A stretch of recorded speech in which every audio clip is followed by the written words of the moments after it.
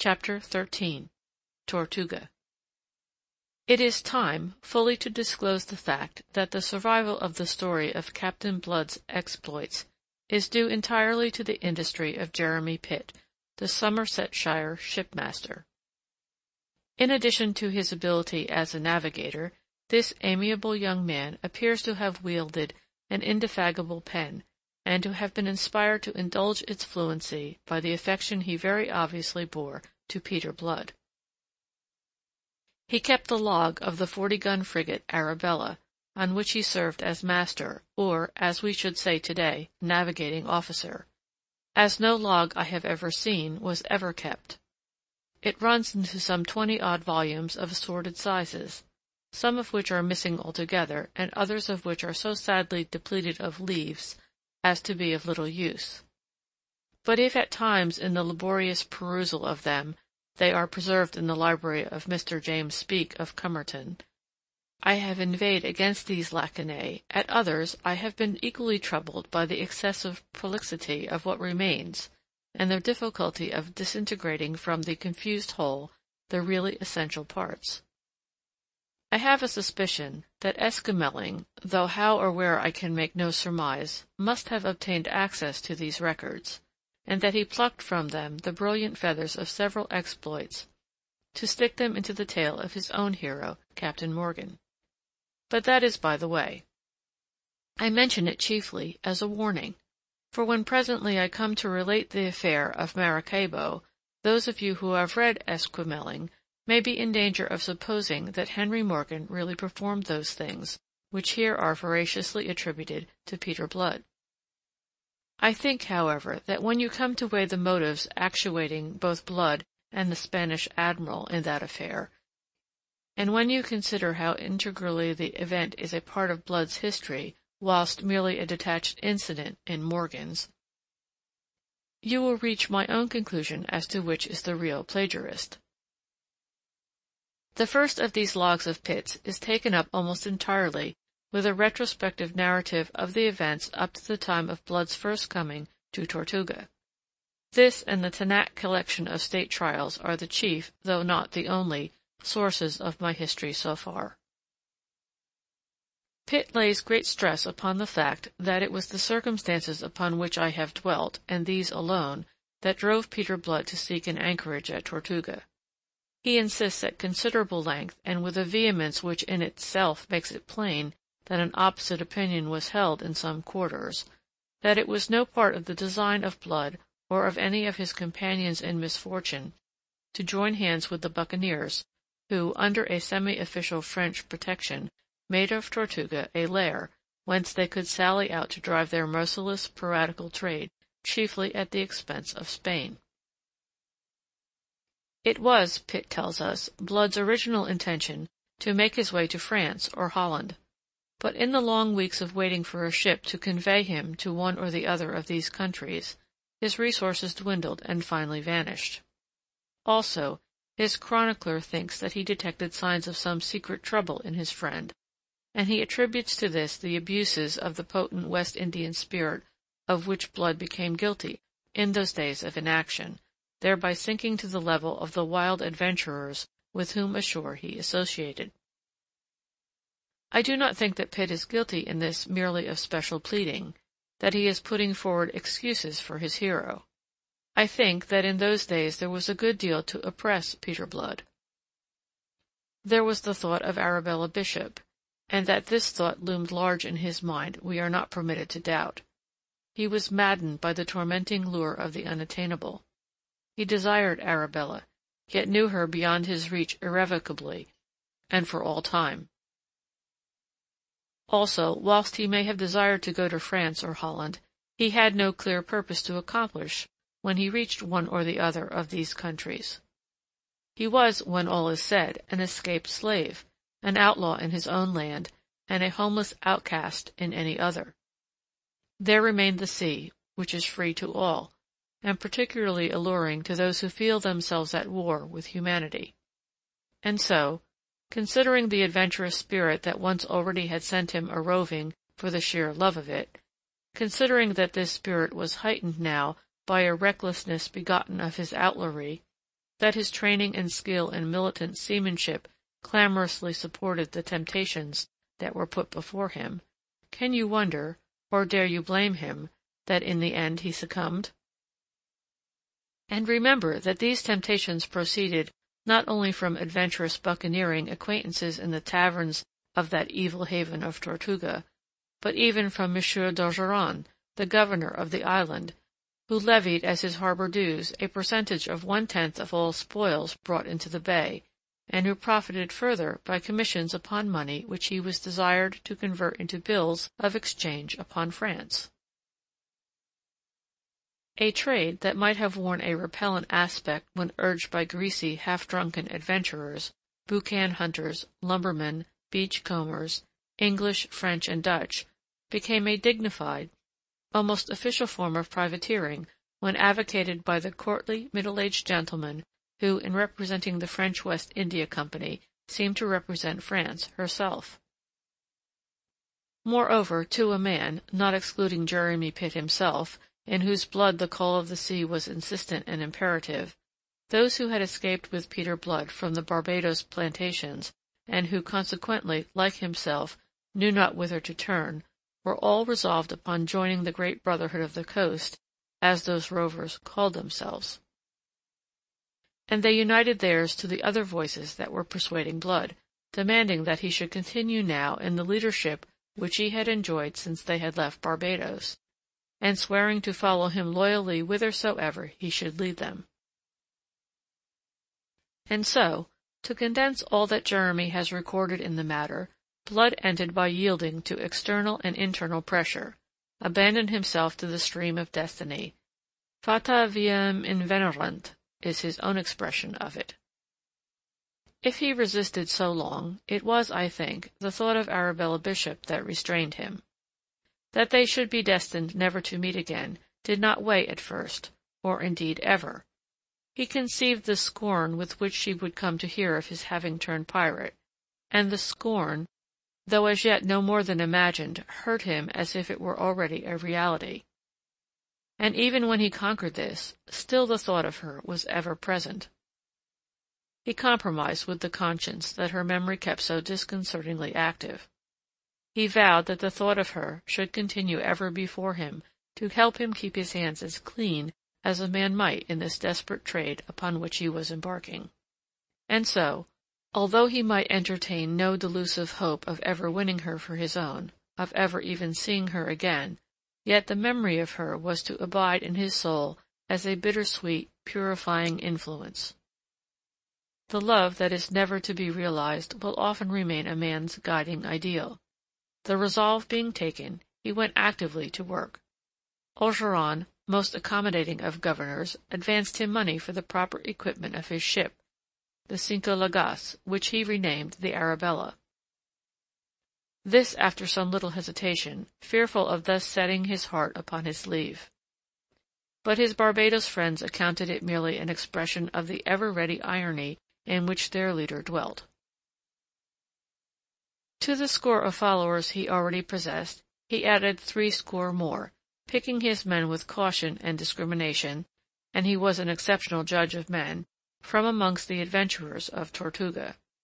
With them all he entered into the articles usual among the brethren of the coast, under which each man was to be paid by a share in the prizes captured. In other respects, however, the articles were different.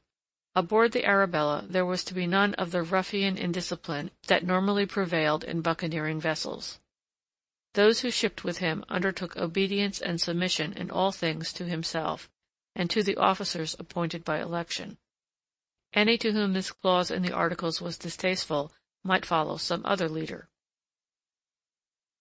Towards the end of December, when the hurricane season had blown itself out, he put to sea in his well-found, well-manned ship, and before he returned in the following May from a protracted and adventurous cruise, the fame of Captain Peter Blood had run like ripples before the breeze across the face of the Caribbean Sea. There was a fight in the Windward Passage at the outset with a Spanish galleon, which had resulted in the gutting and finally the sinking of the Spaniard. There was a daring raid, effected by means of several appropriated piraguas, upon a Spanish pearl fleet in the Rio de la Hacha, from which they had taken a particularly rich haul of pearls. There was an overland expedition to the gold fields of the Santa Maria on the Main, the full tale of which is hardly credible, and there were lesser adventures, through all of which the crew of the Arabella came with credit and profit, if not entirely unscathed. And so it happened that before the Arabella came homing to Tortuga in the following May to refit and repair, for she was not without scars, as you conceive, the fame of her and of Peter Blood, her captain, had swept from the Bahamas to the Windward Isles, from New Providence to Trinidad. An echo of it had reached Europe, and at the court of St. James angry representations were made by the ambassador of Spain, to whom it was answered that it must not be supposed that this Captain Blood held any commission from the King of England, that he was, in fact, a proscribed rebel, an escaped slave, and any measures against him by his Catholic Majesty would receive the cordial approbation of King James II. Don Miguel de Espinosa, the admiral of Spain in the West Indies, and his nephew Don Esteban, who sailed with him, did not lack the will to bring the adventurer to the yardarm. With them this business of capturing Blood, which was now an international affair, was also a family matter. Spain, through the mouth of Don Miguel, did not spare her threats. The report of them reached Tortuga, and with it the assurance that Don Miguel had behind him not only the authority of his own nation, but that of the English king as well. It was a brutum fulmen that inspired no terrors in Captain Blood, nor was he likely, on account of it, to allow himself to run to rust in the security of Tortuga. For what he had suffered at the hands of man, he had chosen to make Spain the scapegoat. Thus he accounted that he served a twofold purpose. He took compensation, and at the same time served, not indeed the Stuart king whom he despised, but England, and, for that matter, all the rest of civilized mankind, which cruel, treacherous, greedy, bigoted Castile sought to exclude from intercourse with the New World. One day, as he sat with Hagthorpe and Wolverstone over a pipe and a bottle of rum in the stifling reek of tar and stale tobacco of a waterside tavern, he was accosted by a splendid ruffian in a gold-laced coat of dark blue satin, with a crimson sash a foot wide about the waist. "C'est vous qu'on appelle le sang?" the fellow hailed him. Captain Blood looked up to consider the questioner before replying. The man was tall, and built on lines of agile strength, with a swarthy, aquiline face that was brutally handsome. A diamond of great price flamed on the indifferently clean hand resting on the pommel of his long rapier, and there were gold rings in his ears, half concealed by long ringlets of oily chestnut hair. Captain Blood took the pipe stem from between his lips. "My name," he said, "is Peter Blood. The Spaniards know me for Don Pedro Sangre, and a Frenchman may call me Le Sang, if he pleases." "Good," said the gaudy adventurer in English, and without further invitation he drew up a stool and sat down at the greasy table. "My name," he informed the three men, two of whom at least were eyeing him askance, "it is Levasseur. You may have heard of me." They had, indeed. He commanded a privateer of 20 guns that had dropped anchor in the bay a week ago, manned by a crew mainly composed of French boucan hunters from northern Hispaniola, men who had good cause to hate the Spaniard with an intensity exceeding that of the English. Levasseur had brought them back to Tortuga from an indifferently successful cruise. It would need more, however, than lack of success to abate the fellow's monstrous vanity. A roaring, quarrelsome, hard-drinking, hard-gaming scoundrel, his reputation as a buccaneer stood high among the wild brethren of the coast. He enjoyed also a reputation of another sort. There was about his gaudy, swaggering raffishness something that the women found singularly alluring. That he should boast openly of his bonne fortune did not seem strange to Captain Blood. What he might have found strange was that there appeared to be some measure of justification for these boasts. It was current gossip that even Mademoiselle d'Ogeron, the governor's daughter, had been caught in the snare of his wild attractiveness, and that Levasseur had gone the length of audacity of asking her hand in marriage of her father. M. d'Ogeron had made him the only possible answer. He had shown him the door. Levasseur had departed in a rage, swearing that he would make Mademoiselle his wife, in the teeth of all the fathers in Christendom, and that M. d'Ogeron should bitterly rue the affront he had put upon him. This was the man who now thrust himself upon Captain Blood with a proposal of association, offering him not only his sword, but his ship and the men who sailed in her. A dozen years ago, as a lad of barely 20, Levasseur had sailed with that monster of cruelty, l'Olonnais, and his own subsequent exploits bore witness and did credit to the school in which he had been reared.